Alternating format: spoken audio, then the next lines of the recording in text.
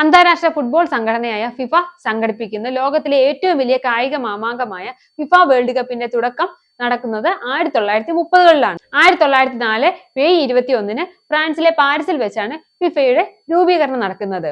ആഗോളതലത്തിൽ ഫുട്ബോൾ കളി ഒരുപാട് ശ്രദ്ധ ആകർഷിക്കുകയും അതുപോലെ തന്നെ വർദ്ധിച്ചു വരികയും ചെയ്യുന്ന സാഹചര്യത്തിലാണ് ഇങ്ങനെ ഒരു രൂപീകരണത്തെ അല്ലെങ്കിൽ ഇങ്ങനെ ഒരു സംഘടനയുടെ രൂപീകരണത്തെ അത്യാവശ്യം ഉയർന്നു വരുന്നതും അതിന്റെ രൂപീകരണത്തിലേക്ക് നയിക്കുന്നതും.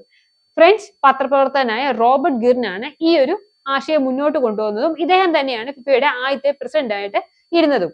യൂറോപ്പിലെ 7 രാജ്യങ്ങൾ കൂടി ചേർന്നാണ് ഫിഫ എന്ന ഈ ഒരു സംഘടനയ്ക്ക് രൂപം നൽകുന്നത്. അത് ഏതൊക്കെയാണെന്ന് വെച്ചാൽ Switzerland, Denmark, Netherland, Paris, Sweden, Spain, Belgium എന്നിവയാണ് ഈ 7 രാജ്യങ്ങൾ. ഈ കൂട്ടത്തില് നമ്മുടെ ഇംഗ്ലണ്ട് ഇല്ല.